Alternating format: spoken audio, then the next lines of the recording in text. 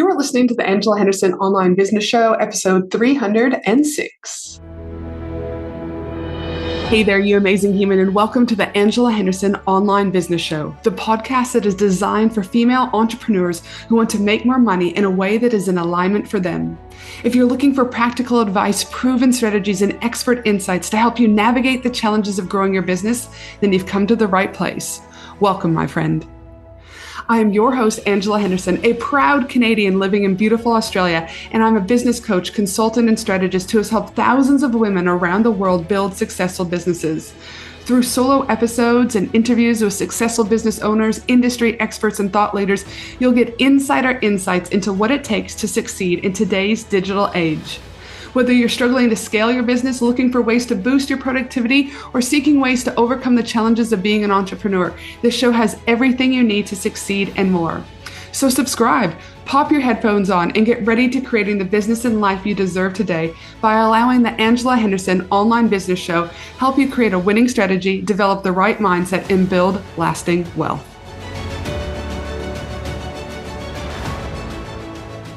Hello there, my friend. I'm super excited to have you here listening to the amazing podcast today, where today I want to talk to you about decision fatigue, because this is a hot topic that I've been chatting with my mastermind clients, one-on-one clients about, but also my peers about, not just over the last couple of weeks, but over the last couple of months. This topic seems to be kind of up and everywhere. So before I go any further, and in order to ensure we're all on the same page, let me explain what decision fatigue is. Simply put, decision fatigue is the mental exhaustion someone experiences after making a shit ton of decisions. There's a psychiatrist, Rashmi Parmar, who says that this also means the more decisions you make, the harder it becomes to make additional decisions. So it's like a knock-on effect. You make one decision, two decisions, that leads to four, and it's getting harder and harder. It becomes less clear. You've got that, do you know what I mean? Like it's like a fogginess, it's a haze, right? Furthermore, in my research for this particular podcast episode, I found out that by the time the end of the day rolls around, that the average human being goes to bed with have made over 35,000 decisions in one particular day. And those decisions, it's not rocket science here, take time and energy and are certainly freaking depleting us. I mean, boom, 35,000 decisions we are making on any given day. And that's for the average human. Now, you might be thinking, what does decision fatigue have to do with running a business? And in a nutshell, I simply say in one word, everything. Again, as I just mentioned, you see, if the average human is making 35,000 decisions a day, can you then imagine how many decisions we as business owners are making on top of this average, and the negative impact that this is having on our business success?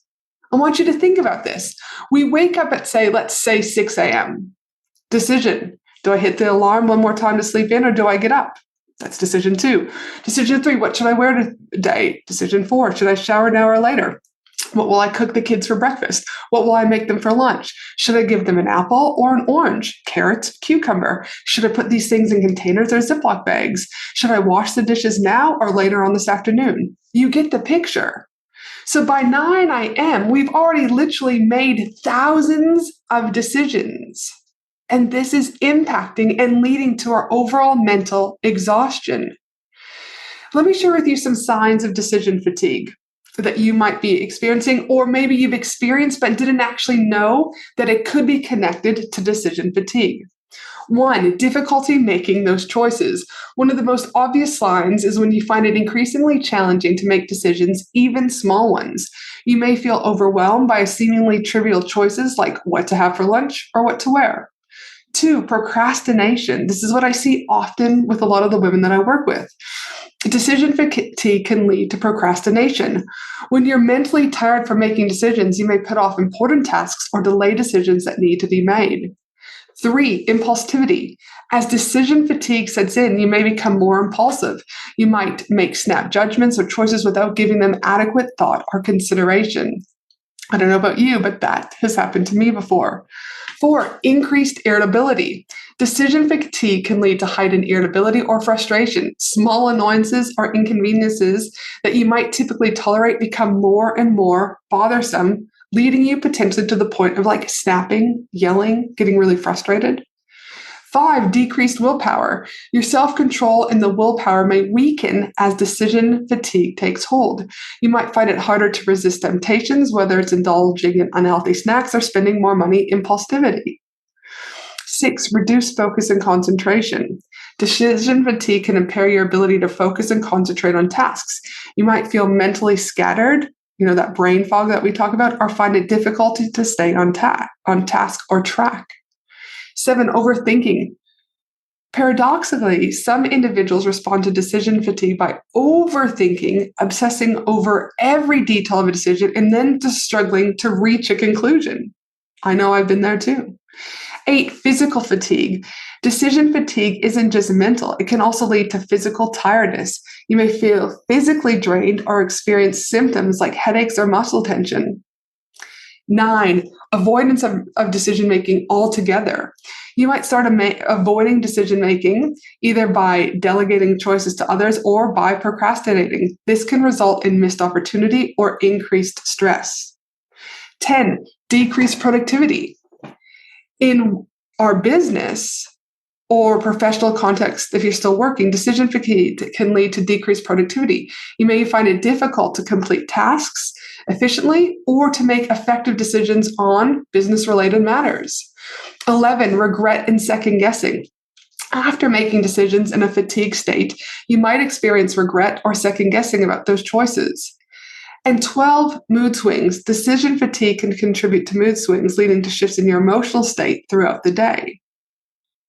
So I hope you can see that these 35,000 decisions that the average human is making, add motherhood, add running our business, we're making so many fucking decisions that it's actually impacting us in so many ways in those ones that I've just mentioned to you now. So you might be thinking, well, Ange, what can I do to help with this decision fatigue? One thing that I would say is limit unnecessary or unimportant decision making. What I mean by that is the most straightforward way to avoid decision fatigue is to make fewer unimportant decisions. Many successful business owners, for example, wear the same outfits each and every day. Eliminating or automating some decisions will help you save mental energy for other decisions. I know for a fact my partner, Grant, he literally wears the same freaking shorts, underwear, and t-shirts almost like 90% of the time. He's got this blue top and he's got these like pink flamingo shorts. So if you ever see him wearing him and I in photos over on Instagram in the same outfits, that's why. He eliminates, having to make those decisions. I was speaking to a colleague once and we said, if you spent just 10 hours a day in the mirror getting ready, that's like 300 minutes a month. Times that by a year, times that by your lifetime, how much time are you wasting on unimportant decision-making like what to wear? And again, contributing to that fatigue. So 1, limit unnecessary, unimportant decisions. 2, make important decisions first thing in the morning. By making these decisions first thing in the morning, where possible, I know it's not always possible. Do you know what I mean? Your brain is as fresh as it is, and your brain is less fatigued than it's going to be throughout the day. So to make those important decisions early on when your brain is less fatigued. And when possible, if you can't make those decisions, sleep on those decisions, okay? Because that is going to allow you to have better decision-making processes, all right? And I found a good decision one day later is usually better than a poor decision made right away, especially when we're mentally drained and fatigued. 3, I say limit yourself to making no more than a few, 3 or 4 big decisions per day. 4, plan your agenda, aka your day in advance. You'll be better prepared with an early start the next day because you already know what you're working on and it's going to be less decisions for you and therefore you're going to be less fatigued and less overwhelmed. 5, I also encourage you to take regular work breaks, to replenish your brain. Also make sure that, again, regular work breaks include adequate meals and snacks, along with, again, proper hydration, right? All of these things are important. 6, ask a supportive friend, business friend, or partner, or hire a business coach, aka me, to help you walk through these decisions. All right. Don't try and make these decisions on your own. This can only add extra pressure, extra overwhelm, can lead to increased anxiety, and that's not what you need. 7, I say be self-aware. And what I mean by this is self-awareness, though not a solution to decision fatigue, it's an important step to ensuring you aren't making poor decisions later in the day. This self-awareness. Check in with yourself. Take a moment to question whether you would address a decision differently if you felt more refreshed. Not every decision needs to be made now. In fact, some never need to be made again. So just having that self-awareness, I'm feeling overwhelmed, I'm feeling anxious, do I need to do this now? Can I do it later? Can I take a break? Just that awareness and alone is going to help you feel better and less exhausted from the decisions that we have to make. 8, I always say, please start asking for help. I know when I was going through some stuff right before I was getting a divorce, it was like decisions about dinner. And I was walking down the aisle one night, for example, with Finn, I think it was Finn. Yeah, it was Finley at the supermarket. And he was like, Mom, what are we having for dinner tonight? And I didn't know. And I just snapped out. I was like, Finley, I don't know. It's too many decisions. And my brain can't handle it. And I was like, oh my gosh, here I am snapping out like one of the signs we talked about earlier, getting angry and frustrated. And I was like, get whatever you want, babe. Get whatever you want, right? But it was then that I knew I needed help. And that's when I hired a house manager to come in and help organize food, prep, etc., do the grocery list for me, look through my cupboards, because I just couldn't do it right at that stage when I was going through the divorce. So ask for help, right? And when in doubt, if you can't get help, from like your community, your friends, or your family, and it's really getting bad, like you're now not sleeping at night, the anxiety is getting bad, you just feel like this over heaviness, then please, please, please seek professional help with your doctors, psychiatrists, psychologists, etc., because help is available to you.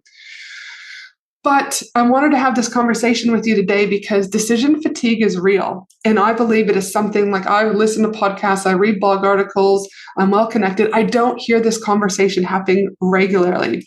And I think sometimes this decision fatigue that we're talking about and the pressure that we're having from society and family and business in general, etc., can be mimicked or mirrored, as say ADHD, and other things that are going on in your world. So because there's an overlap between some of the symptoms in decision fatigue with ADHD, etc. So be mindful of this. And again, go and seek that professional help where needed.